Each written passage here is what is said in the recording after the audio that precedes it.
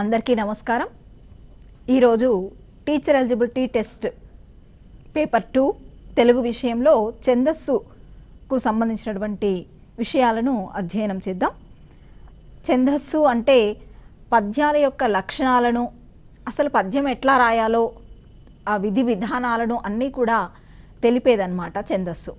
ఆ ఛందస్సు గురించి చూద్దాం. ఛందస్సు నుంచి ఖచ్చితంగా ఒక మార్కును మనం టెట్లో ఆశించవచ్చు. ఇక ఈ ఛందస్సు గురించి ఫస్ట్ చూస్తే, పద్యాలు మనం అనుకున్నట్టుగా పద్యాలు రాసేటువంటి పద్ధతులను, లక్షణాలను వివరించేది ఛందస్సు. పద్యాలు ఎట్లా ఏర్పడతాయి మరి అంటే గణాలతో ఏర్పడతాయి. గణం అంటే ఏంటి? సమూహమే. గణాలతో ఏర్పడే ఏ సమూహం మరి అనేది ఇక్కడ ఇంపార్టెంట్. గణాలకు ఇక్కడ ఆధారం గురువు, లఘువు అనమాట. గురువునేమో మనము ఇట్లా మన ఇంగ్లీష్లో ఉండేటువంటి ఆల్ఫాబెట్స్లో యు ఉంటుంది కదా, అట్లాంటి ఆకారంతో సూచిస్తాం. లఘువును నిలువు గీతతో సూచిస్తాం. ఇట్లా పద్యాలు మొత్తానికి గణాలతో ఏర్పడతాయి. ఈ గణాలకు ఆధారం గురువు, లఘువు.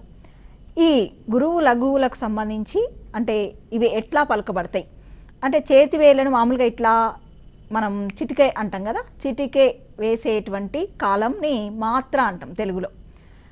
చిటిక వేసేటువంటి కాలంని ఛందశాస్త్రంలో మాత్ర అంటాం. ఒక మాత్రా కాలంలో అంటే దీన్నే మళ్ళీ అక్షరంలో 4వ వంతు అట్లా అని కూడా చెప్తాం. మాత్ర అంటే ఒక మాత్రా కాలంలో ఉచ్చరించబడేది లఘువు. 2 మాత్రల కాలంలో ఉచ్చరించబడునది గురువు. చిటిక వేసే కాలము మాత్ర అంటే ఒక మాత్రా కాలంలో పలికితేనేమో లఘువు, 2 మాత్రల కాలంలో పలికితే గురువు. ఓకేనా? తర్వాత గురువు లఘువులని ఎట్లా గుర్తించాలో చూద్దాం. దాన్ని బట్టి మనకి అసలు అంటే ఛందస్సులో మనం నేర్చుకోబోయేటువంటి అంశాలు అర్థం కావాలన్నా మనకు ముందు గురువు లఘువులకు సంబంధించి అసలు ఎట్లా గుర్తుపడతాం అనేది కొంత తెలవాలి. ఇక్కడ ఫస్ట్ గురువు లఘువులను గుర్తించడంలో లఘువుని ఎట్లా గుర్తిస్తాం అనేది చూస్తే, హ్రస్వ అక్షరాలన్నీ లఘువులు. హ్రస్వ అంటే పొట్టివండి, చిన్న అక్షరాలు. ఈ పొట్టి అక్షరాలని లఘువులుగా గుర్తించాలి. అ, ఇ, ఉ, రు ఇట్లాంటి ఇవి లఘువులు అనమాట. ఇవి ఎక్కడొచ్చినా లఘువులే. ఇంకా తర్వాత హ్రస్వాచ్చులతో కూడిన హల్లులు లఘువులు. హ్రస్వాచ్చులు అంటే ఇవేనండి. గుణింతాల్లో మనకి గుణింత పదాలు ఎట్లా ఏర్పడతాయి? అచ్చులు కలిసినప్పుడే ఏర్పడతాయి కదా. కా ప్లస్ ఆ కలిసినప్పుడు కా అవుతుంది, కా ప్లస్ ఈ కలిస్తే కీ అవుతుంది, ఇట్లా కదా. అయితే ఇక్కడ హ్రస్వాచ్చులు గుర్తుపెట్టుకోండి, అంటే పొట్టి అచ్చులు అంటాం. ఇక్కడ కీ అన్నప్పుడు కా ప్లస్ మొదటి ఈ కలిసి కీ అయింది. కో అన్నప్పుడు కా ప్లస్ ఓ కలిసి కో అయింది. మొదటిది ఓ, 3 ఉంటాయి కదా అది. రు అన్నప్పుడు మొదటి ఊ ఇట్లా. అంటే ఇక్కడ హ్రస్వాచ్చులు అన్నప్పుడు కి, కో, రు ఇట్లాంటివి కూడా లఘువులు అనేది గ్రహించండి. తర్వాత ఒట్రుసుడి గల హ్రస్వ అక్షరాలు లఘువులు. ఇక్కడ ఒట్రుసుడి అంటే మనకు క్రూ, త్రూ ఉంటాయి కదా, రుత్వంతో క్రూ ఇట్లాంటివన్నీ కూడా ఒట్రుసుడితో కూడినటువంటి అక్షరాలు. తర్వాత ఇవి లఘువులు. సంయుక్త అక్షరాలు అన్నీ లఘువులు. సంయుక్త అక్షరాలు, ద్విత్వాక్షరాలు కూడా మనకు తెలుసు. సంయుక్త అక్షరాలు అంటే ఒక హల్లు కింద వేరే హల్లు యొక్క ఒత్తు చేరుతుంది. ఇప్పుడు కన్య అన్నప్పుడు నాకు యా ఒత్తు చేరుతుంది, జ్ఞ. పద్మ అన్నప్పుడు దాకు మా ఒత్తు, ధ్మ ఇట్లా. అంటే జ్ఞ, ధ్మ ఇట్లాంటివన్నీ సంయుక్త అక్షరాలు. ఇవన్నీ లఘువులే. ద్విత్వాక్షరాలు అంటే ఏ హల్లుకు ఆ హల్లు ఒత్తే చేరుతుంది. అట్లా తాకి తావొత్తు, కాకి కావొత్తు ఇట్లా. ఇవి ద్విత్వాక్షరాలు. ఇవి కూడా లఘువులు. అంటే సంయుక్త ద్విత్వాక్షరాలు, తర్వాత ఒట్రుసుడి ఉన్నవి, తర్వాత మన హ్రస్వ అచ్చులతో కూడిన హల్లులు, తర్వాత హ్రస్వ అక్షరాలు, ఇవన్నీ కూడా లఘువులు అనే విషయం గ్రహించాలి. తర్వాత గురువు. గురువు అంటే ఏంటి, ఎట్లా గుర్తుపట్టాలి అన్నప్పుడు దీర్ఘాక్షరాలు. దీర్ఘాక్షరాలు అంటే మనం ఇందాక పొట్టి హ్రస్వ అచ్చులు అన్నాం కదా, ఈ అన్నం. ఇప్పుడు ఇట్లా రెండో అనమాట. అంటే దీర్ఘంగా పలుకుతాం వాటిని. ఆ, ఈ, ఊ, రు, లు, ఏ ఇట్లాంటివి అనమాట దీర్ఘాక్షరాలు. ఇవి గురువులు. అట్లనే దీర్ఘాచ్చులతో కూడిన హల్లులు అన్నీ కూడా గురువులు. దీర్ఘాచ్చులతో అంటే ఉదాహరణకి ఇప్పుడు చూడండి, కాకు దీర్ఘం ఇస్తే కా, హీ గుడి దీర్ఘం, ఇది గు కొమ్ము దీర్ఘం ఇట్లా. అంటే దీర్ఘాచ్చులతో కూడినవి. వీటిని గురువులుగా గుర్తించాలి. పూర్ణ బిందువు గల అక్షరాలు. పూర్ణ బిందువు అంటే అం, కమ్, 0 ఉండాలండి. ఆ అక్షరానికి పక్కన 0 ఉన్నప్పుడు పూర్ణ బిందువు గల అక్షరాలు, అవి కూడా గురువులు. ఇక పొల్లు హల్లుతో కూడినవి. పొల్లు హల్లుతో అంటే ఇప్పుడు నిన్ను, అత్త, నిన్ను, తుస్సు ఇట్లాంటి కొన్ని పదాలు మనకి కనిపించినప్పుడు పద్యపాదాల్లో ఇవి 2 అక్షరాలు అనుకోవద్దు ఎప్పుడు కూడా. ఖచ్చితంగా ఇట్లా ఉన్నప్పుడు ఒకటే అక్షరం, అది ముందు అక్షరం ఏది ఉంటే దాంతో కలిపి లెక్క పెట్టుకోండి. మీరు తర్వాత లెక్క పెట్టుకునే అవసరం వస్తుంది మనకి. నిన్, అత, నిన్. ఇప్పుడు నిన్నుంది కదండి, అది ఒకటే అక్షరం. అత నిన్నుంది కదా, ఆ అత అనేది ఆ అనేది ఒక అక్షరం, తా అనేది ఒక అక్షరం, నిన్న అనేది ఒక అక్షరం, అంటే 3 ఉన్నాయి అందులో. ఓకేనా. తుస్సు అన్నాం కదా, మళ్ళీ ఇది ఒకటే అక్షరం. అట్లా అనమాట. అంటే నిన్ను, తుస్సు అనే ఒక్కొక్క అక్షరాల కింద లెక్క పెట్టుకోవాల్సి వస్తుంది. అత, నిన్ను అనే ఒక పదం ఉందనుకోండి, అందులో ఆ ఒక అక్షరం, తా ఒక అక్షరం, నిన్ను ఒక అక్షరం, అంటే 3 అక్షరాలు. అంటే ఇట్లా పాదాల్లో మనకు వస్తాయి అనడానికి అక్కడ అట్లా ఉదాహరణ ఇచ్చిన. సరే, మొత్తానికి పొల్లు హల్లుతో కూడిన అక్షరాలు గురువులు.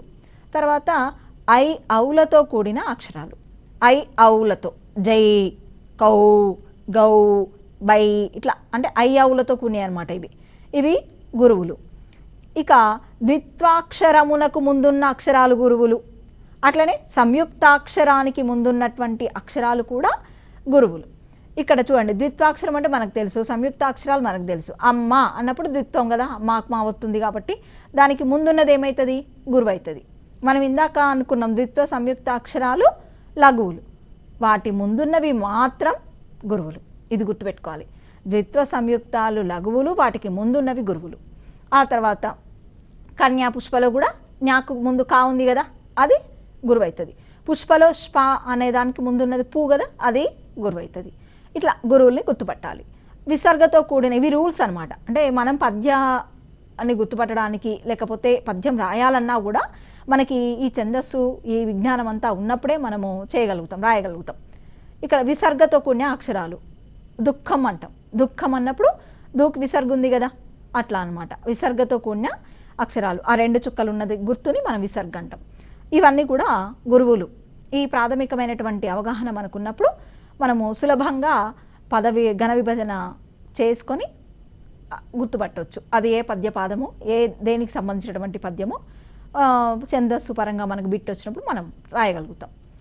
ఇక ద్రు అనేది సరే సంయుక్త అక్షరము, దానికి ముందుండే అటువంటి అక్షరము లఘువే. ఇది ఇక్కడ అద్రుచు, విద్రుచు, వీటిలో ద్రుకు ముందున్నటువంటి ఆ అనేది కానీ అవి అనేది కానీ అవి ఏమవుతాయి, లఘువులే అవుతాయి. ఇది ఒక్క కండిషన్ గుర్తుపెట్టుకోండి. అంటే ఎక్కడన్నా మీకు పద్యపాదంలో ఇట్లాంటి అక్షరం వచ్చినప్పుడు. ఇక గణము, అక్షరము లేదా గురువుల సముదాయమును గణం అంటాం. గణం అంటే సమూహం అనుకున్నాం, సముదాయం అనుకున్నాం కదా. అక్షరము లేదా గురువుల సముదాయమును గణము అంటారు. గణము అంటే మామూలుగా గుర్తుండాల్సింది సమూహము అని. ఇక్కడ గణాలు అని అన్నప్పుడు మనకు గురు రఘువుల సమూహాలని అర్థం అవుతుంది అంతే. ఇక అక్షర సంఖ్యను బట్టి అంటే మనకి ఇప్పుడు గురువు లఘువులు ఇవన్నీ అసలు ఎన్ని రకాలుగా ఉన్నాయి, ఎన్ని రకాలుగా ఉంటాయి అనేది కొంత తెలుసుకున్నప్పుడు మనం ఘన విభజన చేసుకోవడం సులభం అవుతుంది. మనకు అవగాహన ఇవి ఖచ్చితంగా ఉండాలి. అక్షర సంఖ్యను బట్టి గణములు 4 విధాలు. అక్షర సంఖ్యను బట్టి ఇక్కడ 2 అనమాట. ఇవి అక్షర సంఖ్య అంటే ఇప్పుడు గా అని ఒకటి, లా అనేది ఒకటి తీసుకున్నప్పుడు ఒకే అక్షరం, ఏకాక్షర గణాలు ఇవి. ఒకే అక్షరం కలవి అంటాం వీటిని. ఈ ఏకాక్షర గణాలు మనకి ఇక్కడ 2 కనిపిస్తాయి. గాని ఒక గురువు గుర్తుతోటి, లాని లఘు అంటే నిలువు గుర్తుతోని సూచిస్తాం. తర్వాత 2 అక్షరాల గణాలు, ఇవి 4 రకాలు. ఈ 2 అక్షరాల గణాలు 4 రకాలు ఏమేమి ఉంటాయంటే గల, గల అనే హా గణం అని కూడా అంటాము. హగణం గుర్తుపెట్టుకోవాలి. ఇది హగణం అన్నా గల అన్నా ఒకటే, లగ అన్న వగనం అన్నా ఒకటే. ఓకేనా. గల అంటే ఇప్పుడు చూడండి, గా అంటే గురువు అని గుర్తుపెట్టుకోండి, లా అంటే లఘువు అని గుర్తుపెట్టుకోండి. అప్పుడు మనకి సులభంగా గల అంటే గురువు లఘువు ఉంటుంది, గగ అంటే 2 గురువులే అని గుర్తుపెట్టుకోవాలి, లల అంటే 2 లఘువులే, లగ అన్నప్పుడు మళ్ళీ లఘువు గురువు, ఇట్లా గుర్తుపెట్టుకోవాలి. అందుకే ఆ పదాలు కూడా ఇప్పుడు రామ ఆ పదం ఇచ్చినప్పుడు రాకు దీర్ఘం ఉంది కదా, అందుకని గురువు, మా లఘువు ఇట్లా అని చెప్పేసి అక్కడ అట్లా కూడా ఇవ్వడం జరిగింది. సరే, మొత్తానికి 2 అక్షరాల గణాలు 4 రకాలు. అవి గల, తర్వాత మళ్ళీ లగ, గగ, లల ఇట్లా గుర్తుపెట్టుకోండి. లేకపోతే మొత్తానికి 2 అక్షరాల గణాలు 4 అని తెలవాలి. 3 అక్షరాల గణాలు, ఇవి మనకి చాలా ముఖ్యమైనటువంటి గణాలు. అంటే పాఠశాల స్థాయిలో మనకి ఎక్కువగా అడిగేటువంటి అవకాశం ఉన్నటువంటి ఇది. ఇవి 8 ఉంటాయి. మగనం మామూలుగా ఇది కోడ్ కూడా ఉంటుంది మనకి, యమాత రాజబానస అని చెప్పేసి. ఆ యమాత రాజమానస అన్నప్పుడు 8 మనకి అందులో కనిపిస్తాయి అన్నమాట. అది చెప్తా నేను. ఇప్పుడు చూడండి, ఒక్కొక్క గణం చూస్తే మగనం. మగనం అన్నప్పుడు 3 గురువులు ఉంటే మగనం, ఒక గురువు 2 లఘువులు ఉంటే భగనం, ఒక లఘువు తర్వాత గురువు మళ్ళీ లఘువు ఉంటే అంటే మధ్య గురువు జగనం అంటాం. తర్వాత అంత్య గురువు సగనం, అంటే మొదటి 2 లఘువులు చివరికి గురువు, అట్లా వచ్చినప్పుడు సగనం. ఆ తర్వాత నగనం అంటే 3 లఘువులు ఉండడం, 3 గురువులు ఉంటే మగనం, 3 లఘువులు ఉంటే నగనం. యగనం అంటేనేమో ఒక లఘువు 2 గురువులు ఉంటాయి. రగనం అంటే మధ్య లఘువు, రగనం అంటే మధ్య లఘువు, అంటే 2 కూడా అటుపక్క ఇటుపక్క గురువులు ఉంటాయి. తగనం అన్నప్పుడు ఇక్కడ కూడా అంత్య లఘువు, కాకపోతే ముందు 2 గురువులు ఉంటాయి. 2 గురువులు మొదట ఉండి తర్వాత లఘువు ఉంటే అది తగనం.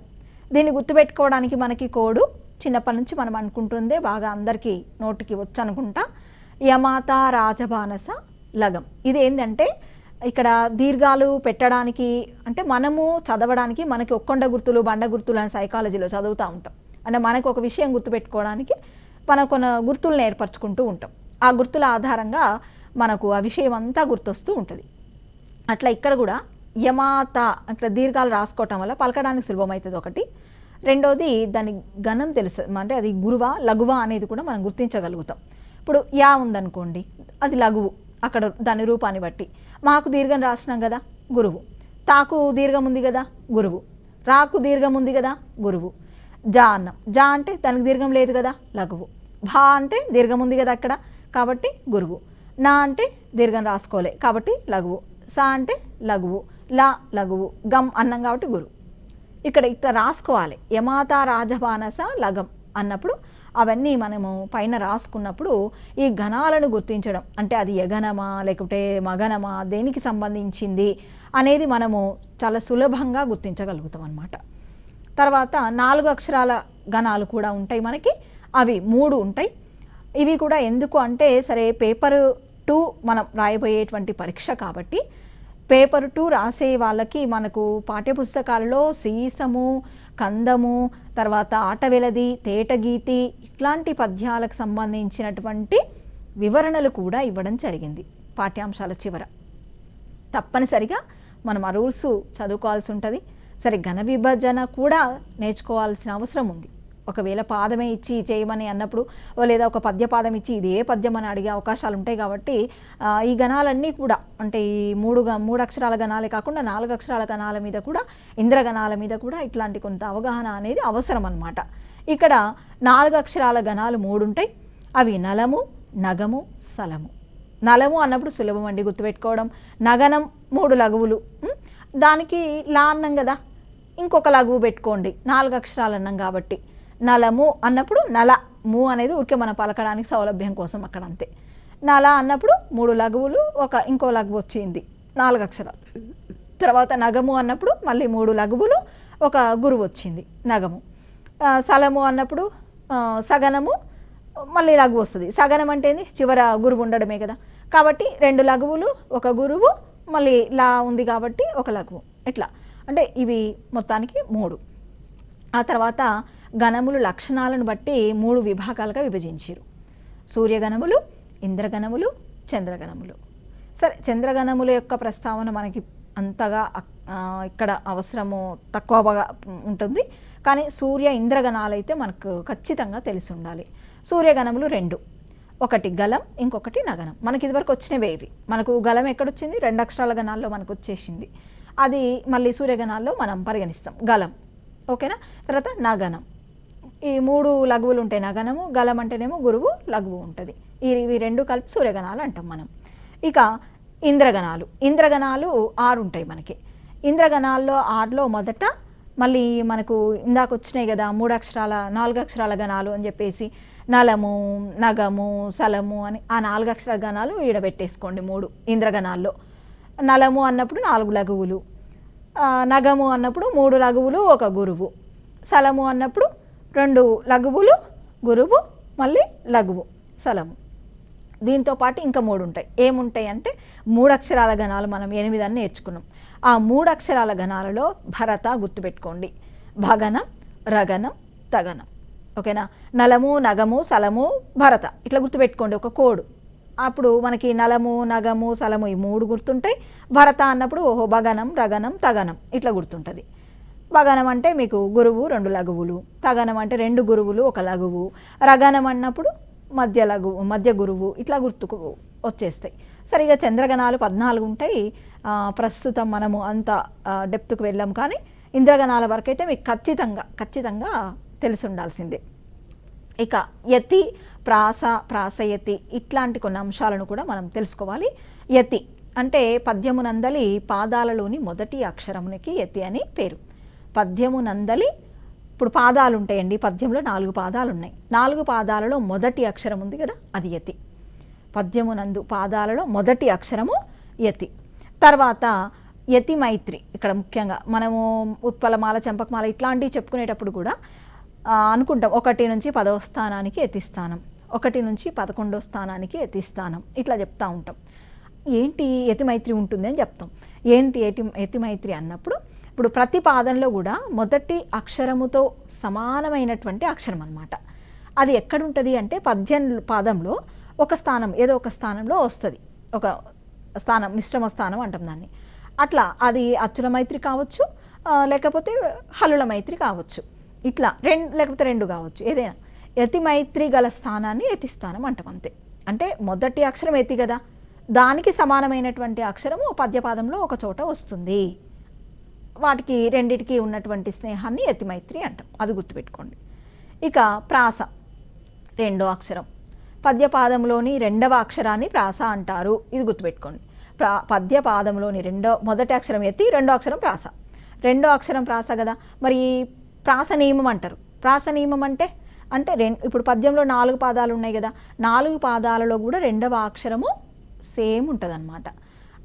సేమ్ ఎట్లా అంటే అచ్చుకు ప్రాధాన్యము, అంటే హల్లు కంపల్సరీ అట్లాగే ఉండాలి, అచ్చు మారొచ్చు అనమాట, హల్లు మారదు. అది ఇక్కడ ముఖ్యంగా గుర్తుపెట్టుకోవాల్సింది. అంటే 4 పాదాల్లో 2వ అక్షరం సమానంగా ఉండడము ప్రాస నియమం అయితే, ప్రాసలో అచ్చుకు ప్రాధాన్యము ఉండదు, అంటే ఇక్కడ అచ్చు మారుతుంది అనేది. హల్లు మాత్రం కంపల్సరీ. అది ఇప్పుడు పద్యంలో 4 పాదాలు ఉన్నప్పుడు 4 కూడా కా ఉందనుకోండి, హల్లు అది మారదిగా. కా అనేది బేస్.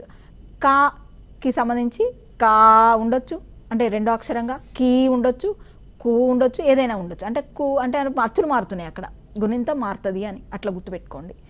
ఇక ప్రాసయతి. ప్రాసయతి అన్నప్పుడు యతి మైత్రికి బదులు, ఇందాక యతి మైత్రి అన్నాం, అంటే యతి మొదటి అక్షరము మళ్ళీ దానికి సంబంధించిన సమానమైన ఒక అక్షరం వస్తుంది పాదంలో అని, అదే యతి మైత్రి. ఇక్కడ ప్రాసయతి అంటేనేమో యతి మైత్రి కొన్నిట్లో పాటించరు. ఇంకా ప్రాసాక్షరం ఉంటుంది కదా, ఆ ప్రాసాక్షరంలో యతిని ఉంచుతారనమాట. దాన్నే ప్రాసయతి. అంటే యతి మైత్రికి బదులు ప్రాసాక్షరంలో యతిని ఉంచడమే ప్రాసయతి. ఇక్కడ ప్రాసకు మైత్రి ఉంటుంది, అక్కడేమో యతికి మైత్రి ఉంటుంది కదా, ఇక్కడ ప్రాసకు మైత్రి ఉంటుంది. అంటే ప్రాసాక్షరానికి యతి స్థానము తర్వాత ఉన్న అక్షరానికి మైత్రి ఉంటుంది, అది గుర్తుపెట్టుకోవాలి. ప్రాసాక్షరము 2వది కదా, మళ్ళా యతి స్థానం ఒకటి ఉంటుంది కదా, యతి స్థానం తర్వాత ఒక అక్షరం ఉంటుంది కదా, ఆ అక్షరానికి ఉండేటువంటి మైత్రి అన్నమాట, అది ప్రాసయతి. ప్రాసయతి అంటే యతి స్థానము తర్వాత ఉన్న అక్షరానికి, ప్రాసాక్షరానికి ఉండే మైత్రి. ఇక పద్యాలు మనకి 3 రకాలుగా కనిపిస్తాయి. పద్యాలు మనకి 3 రకాలుగా కనిపిస్తాయి అన్నమాట. ఈ పద్యాల్లో ప్రధానంగా మనకి వృత్తాలు, జాతులు, ఉపజాతులు 3 రకాలు. మనకు ప్రధానంగా ఇవి అన్నీ, అంటే 10వ తరగతి వరకు అన్నిటి గురించి కూడా కొంత టచ్ చేయడం జరిగింది కాబట్టి మనం అన్నిటికీ సంబంధించి అవగాహన ఏర్పరచుకోవాల్సిందే. ముఖ్యంగా ఈరోజు వృత్తాల గురించి చూద్దాం. వృత్త పద్యాలకు సంబంధించి మనకి ఏం రూల్స్ ఉన్నాయి అనేది ఒకసారి చూస్తే, గణ నియమం ఉంటుంది, యతి నియమం ఉంటుంది, ప్రాస నియమము ఉంటుంది. గణ నియమము, యతి నియమము, ప్రాస నియమం, ఈ 3 ఉన్నప్పుడు దాన్ని ఏమనాలి? వృత్త పద్యం అనాలి. వృత్త పద్యాల్లో సాధారణంగా 3 అక్షరాలతో ఏర్పడినటువంటి గణాలు ఉంటాయి. వృత్త పద్యాలు ఎన్ని రకాల గణాలతో ఉంటాయి? అక్షరాలు 3 అక్షరాల గణాలు కనిపిస్తాయి మనకి. ఇవి వృత్త పద్యాలు ఎన్ని ప్రధానంగా మనం ఇప్పుడు నేర్చుకొని చాలా ఉంటాయి, కానీ మనం ప్రస్తుతానికి మన సిలబస్లో ఉన్న ఉత్పలమాల, చంపకమాల, శార్దూలము, మత్తేభము వీటి గురించి తెలుసుకుందాం. సరే, ఇక జాతుల గురించి ఒక అవగాహన. గణ నియమం ఉండదు, యతి నియమం ఉంటుంది, ప్రాస నియమం ఉంటుంది. అక్కడ గణ, యతి, ప్రాస 3 నియమాలు ఉంటాయి ఏది వృత్తాల్లో. ఇక్కడ గణ నియమం ఉండదు, యతి, ప్రాస నియమం ఉంటుంది. వీటిని జాతులు అంటాం. కంద, తర్వాత కందము, ద్విపద ఇట్లాంటివి జాతి పద్యాలు అనమాట. ఇక ఉపజాతుల గురించి చూసినప్పుడు మళ్ళీ అక్కడ జాతులు చెప్పుకునేటప్పుడు ఆ చర్చని మళ్ళీ కొనసాగిద్దాం. ఇక ఉపజాతులు ఇక్కడ గణ నియమము, ప్రాస నియమము లేకుండా యతి నియమమే ఉంటుంది అనమాట. అట్లా యతి నియమము కలిగినటువంటి పద్యములను ఉపజాతులు అంటాం. ఆటవెలతి, తేటగీతి, సీసం ఇట్లాంటి ఉపజాతి పద్యాలు. అయితే ఈ చర్చను కూడా మళ్ళీ ఉపజాతులు మనం చెప్పుకుందాం. ఆటవెలది, తేటగీతి ఆ టైంలో దీన్ని కొనసాగిద్దాం. ఈరోజు వృత్తములు అంటే ఇప్పుడు చూడండి, ఇక్కడ వాస్తవంగా మనకి ఉత్పలమాల అది క్రమ సంఖ్య మొదటిది అనుకోండి, పద్యం పేరు, తర్వాత మీకు వరుసగా అవి గణాలు, తర్వాత యతి స్థానం కూడా ఇవ్వడం జరిగింది. ఆ టేబుల్ ఒకసారి చూడండి. ఒకటి ఉత్పలమాల అన్నాం కదా, అంటే మీకు ఇంకొక దగ్గరనే ఉంటే మంచిగా అర్థమవుతాయి అనేటువంటి ఉద్దేశం అనమాట. ఉత్పలమాల మొదటిది వృత్త పద్యాలలో. ఇందులో భరణభ, భరవ అనే గణాలు ఉంటాయి. ఏ గణాలు? భ, ర, న, భ, భ, ర, వ. ఈ గణాలు వరుసగా ఉంటాయి. 1 నుండి 10వ స్థానం యతి స్థానం. 10వ అక్షరానికి అంటే 1వ అక్షరానికి 10వ అక్షరానికి యతి ఉంటుంది, మైత్రి. ఆ తర్వాత మొత్తం ఆ పద్య పాదంలో 20 అక్షరాలు ఉంటాయి. ఆ పాదంలో ఎన్ని అక్షరాలు? 20 అక్షరాలు ఉంటాయి. అదేవిధంగా ఇంకా ప్రాస నియమం ఉంటుంది ఖచ్చితంగా ఈ వృత్త పద్యాలకు. అదొకటి గుర్తుపెట్టుకోవాలి. మొత్తానికి ఉత్పలమాల అనగానే భరణభ, భరవ 20 అక్షరాలు, 1 నుండి 10 యతి స్థానం, ప్రాస నియమం ఉంటుంది. ఇంతవరకు మాత్రం అసలు మర్చిపోవద్దు. ఈ చంపకమాల అనగానే నా, జా, భ, జా, జా, జా, ర ఈ గణాలు ఉంటాయి వరుసగా. నాజ, భజ, జయజర అంటాం. యతి స్థానం 1 నుండి 11 అక్షరాలకి. మొత్తం ఎన్ని అక్షరాలు ఉంటాయి పద్యపాదంలో అంటే 21 అక్షరాలు ఉంటాయి. తర్వాత శార్దూలం, మస, జస, తతగ ఈ గణాలు వరుసగా ఉంటాయి. యతి స్థానం 1 నుండి 13వ అక్షరము. మొత్తం పాదంలో ఎన్ని అక్షరాలు? 19 అక్షరాలు ఉంటాయి. నేను చెప్తా ఈ అక్షరాలు ఎందుకు అనేది నేను మీకు మంచిగా అర్థం అయ్యేటట్టు చెప్తా. మత్తేవము అంటేనేమో సభరణమయవ. ఈ గణాలు వరుసగా ఉంటాయి. 1 నుండి 14వ స్థానానికి యతి స్థానం ఉంటుంది. ఇందులో కూడా పద్యపాదంలో మొత్తం 20 అక్షరాలు ఉంటాయి. అయితే ఇక్కడ ప్రధానంగా సరే అన్నిటికీ కూడా ప్రాస నియమం ఉంటుంది. ఇక్కడ మనకి సరే పాఠ్యపుస్తకాల్లో 8th నుంచి అట్లా మనకి ఛందస్సు పరిచయం జరిగింది ఎక్కువగా. కాబట్టి 10వ తరగతి వెళ్ళేసరికి మనకు ఆటవెలది, తేటగీతి, సీసము ఇట్లాంటి మొత్తం వివరణలు కూడా ఇవ్వడం జరిగింది. కాబట్టి అవి అన్నీ ఒకసారి రూల్స్ కష్టమైనా చదువుకోవాల్సిందే, తప్పదు, చదువుదాం.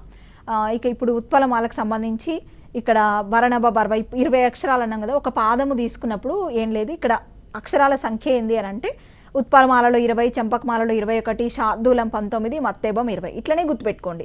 ఇప్పుడు నేను చెప్పిన ఆర్డర్లోనే గుర్తుపెట్టుకోండి. ఇట్లా 20, 21, 19, 20 ఇట్లా గుర్తుపెట్టుకోండి, సులభంగా ఉంటుంది. ఎప్పటికీ ఇంకా అది మర్చిపోమన్నమాట. 20, 21 ఒక 2 అయిపోయినాయి, 19, 20 నెక్స్ట్ అనమాట. శార్దూలం, మత్తేబం. తర్వాత భరణభ, భరవ, నజభజ, జజర, మస, జస, తతగ, సభరణమయవ. ఎక్కువగా శార్దూలం, మత్తేబం కన్ఫ్యూజ్ అవుతూ ఉంటారు పిల్లలు చాలామంది. ఇక్కడ మత్తేబము అన్నప్పుడు సభరణమయవ, మాకి దోస్తు లేదు ఇట్లా గుర్తుపెట్టుకోండి. మస, జస, తతగ కాదు మత్తేబం అంటే, అట్లా గుర్తుపెట్టుకోండి. ఎందుకంటే చాలామంది ఇక్కడ కన్ఫ్యూజ్ అవుతూ ఉంటారు. తర్వాత శార్దూలం అంటే మస, జస, తతగ. ఇక యతి స్థానాన్ని కూడా ఈజీగా గుర్తుపెట్టుకోవచ్చు ఇదే ఆర్డర్లో. 10, 11, 13, 14 వరుస క్రమంలో ఉంటాయి కాబట్టి 12 లేదు అనేది గుర్తుపెట్టుకోండి. మళ్ళీ 10, 11, 13, 14 అంటే 10 ఏమో ఉత్పలమాలకి, 11 చెంపకమాలకి, 13 శార్దూలానికి, 14 మత్తేబానికి. ఇట్లా గుర్తుపెట్టుకుంటే ఏమైందంటే కొంచెం విశ్లేషణ చేసుకుంటూ కొన్ని గుర్తులు పెట్టుకున్నప్పుడు ఇంకా ఇవి ఎందుకంటే అప్పుడప్పుడు ఇవి ఎక్కువ నేర్చుకుంటాం కదా. తర్వాత ఇంకా సీసం, ఆటవెలది ఇట్లాంటివి అన్నీ కూడా నేర్చుకుంటాం కాబట్టి కొంత అటు ఇటు కాకుండా ఉంటుందన్నమాట. తర్వాత సరే మనము ఉత్పలమాలకు సంబంధించి ఒక పాదాన్ని విభజన చేసేది చూద్దాం. ఇప్పుడు మనకి మామూలుగా పద్యపాదాలు ఉంటాయి. పద్యాలు మీకు పాఠంలో చూసినప్పుడు కూడా పద్యముకి మొదటనే అది ఉత్పలమాల పద్యమా, చంపకమాల పద్యమా, మత్తేబమా, శార్దూలమా అనేది తెలుస్తుంది అనమాట. అంటే చ అని కానీ, ఉ అని కానీ, మా అని కానీ ష్యా అని కానీ మీకు ఇస్తాడు. దాన్ని బట్టి మీరు అదే పద్యమో కూడా తెలుస్తుంది. కానీ మనకు పరీక్షలో అట్లా రాదు కదా. ఒక పాదం ఇచ్చి అది ఏ ఛందస్సుకు ఏ పద్యానికి సంబంధించిన పాదము అంటే ఉత్పలమాలన, చెంపకమాలన ఇట్లా అడగొచ్చు. లేకపోతే మీకు ఒక పాదమే ఇవ్వాల్సిన అవసరం లేదు. లేకపోతే ఏదైనా గణాలు ఇచ్చి కూడా ఇది ఏ రకమైనటువంటి గణం అని అడగొచ్చు. లేదంటే ఉత్పలమాలలో ఎన్ని అక్షరాలు ఉంటాయని అడగొచ్చు. ఇట్లా ఏ రకంగా మనం బిట్ అడిగినా చేయగలగాలి. సరే, మనం కనీసం ఒకటి చేద్దాము విభజన. ఇప్పుడు బీదల కన్న వస్త్రములు పేర్మిన సంగుము తుచ్చ సౌఖ్య సంపాదనకై అని ఒక పద్యం ఉంది మనకి. ఆ పద్య పాదం ఒక లైన్ తీసుకుందాము. తీసుకున్నప్పుడు చూడండి, ఘన విభజన మనకు మొదట ఈ అక్షరాలను లెక్క పెట్టుకోగానే మనకి 20 అక్షరాలు వస్తాయి. ఓకే, 20 ఉన్నప్పుడు ఉత్పలమాలన అది మత్తేవమా అనేది ఒక కన్ఫ్యూషన్ వస్తుంది. సరే, ఉత్పలమాల అని గుర్తుపట్టడానికి మొదట పాదాన్ని విభజన చేసుకోండి 3 ఇక్కడ చూడండి. లేదా గణాలు గుర్తుంచుకోండి. మొదట గణాలు గుర్తుంచుకోండి, చాలా సులభం అవుతుంది. కొంతమంది ఏం చేస్తారంటే సరే 3 విభజించుకుంటూ పోతారు. ఎందుకంటే ఆ పాదాన్ని చూడంగానే మనకి అది అర్థమవుతుంది అక్షర సంఖ్యను బట్టి కూడా. బీదల బి అన్నప్పుడు దీర్ఘం ఉంది కదా, బి అన్నప్పుడు దీర్ఘం ఉంది కాబట్టి గురువు. దా అంటే లఘువు, లా అంటే లఘువు. అట్లనే మరి ఇక్కడ కా లఘువు కావాలి కదా, కాదు. ఎందుకు కాదు? నాకి నా వస్తుంది అంటే అదే అక్షరం ద్విత్వాక్షరం. ద్విత్వానికి ముందున్నది ఏమవుతుంది? గురువు అవుతుంది. అవునా? అందుకని గురువు. తర్వాత ద్విత్వ సంయుక్తాలు లఘువులు కదా. మళ్ళీ తర్వాత వా కూడా మళ్ళీ మనకు సంయుక్తాక్షరం అక్కడ వచ్చేసింది కాబట్టి అది కూడా మళ్ళీ ఏమవుతుంది? వా అనేది గురువు అవుతుంది. ఇట్లా అంటే ఆ ఉన్నాయన్నీ కూడా ఇప్పుడు కన్న వస్త్రములు మళ్ళీ స్త్రా ఏమవుతుంది? లఘువు అవుతుంది. లు 2 కూడా లఘువులు అవుతాయి. ఇట్లా 3 చేసుకోండి. చేసుకున్నప్పుడు పే అన్నప్పుడు మళ్ళీ అది ఖచ్చితంగా దీర్ఘము ఉంది. మీ అనేది మళ్ళీ సంయుక్తాక్షరం కాబట్టి అట్లా కూడా గురువు అవుతుంది. మీ మాత్రం లఘువు అవుతుంది. నో లఘువు అవుతుంది. అవునా? సమ్ అంటే గురువు అయింది. గు అంటే మళ్ళీ అట్లా. ఇవన్నీ కూడా అంటే గురువు లఘువులు అనేది మీకు ఇప్పుడు చెప్పిన రూల్స్. గురువుని లఘువుని ఎట్లా గుర్తించాలో కనుక అర్థమైనప్పుడు 3 చేసుకోండి. అక్షర సంఖ్యను లెక్క పెట్టుకోండి. దాన్ని బట్టి ఇట్లా విభజన చేసినప్పుడు మీకు అర్థమవుతుంది. మనము అవసరమైతే నెక్స్ట్ క్లాస్ మనం ఈ విభజన అంతా కూడా బోర్డు మీద చెప్పుకుందాం. ఇవన్నీ అంటే ఉత్పలమాల దగ్గర నుంచి మన తేటగీతి ఆట వెలది వరకు కూడా వీలైన వరకు ఇప్పుడు అర్థమైనటువంటి ప్రాథమిక అంశాలను బట్టి మీరు ఘన విభజన పాఠ్యపుస్తకాలలో ఉన్న పద్యాలను తీసుకొని ఇట్లా 3 చేస్తూ గురువు లఘువులను గుర్తించడం వరకు ప్రాక్టీస్ చేయండి. సరే, మొత్తానికి ఉత్పలమాల అంటే అది చెంపకమాలకు కూడా ఒక ఉదాహరణ ఇవ్వడం జరిగింది. చూడండి స్క్రీన్ మీద. అది కూడా ఒకసారి ఆ విభజనను పరిశీలించండి. దాన్ని బట్టి మీరు కొన్ని మళ్ళీ చేయండి. తదుపరి క్లాస్లో మళ్ళీ కలుసుకుందాం. అందరికీ నమస్కారం.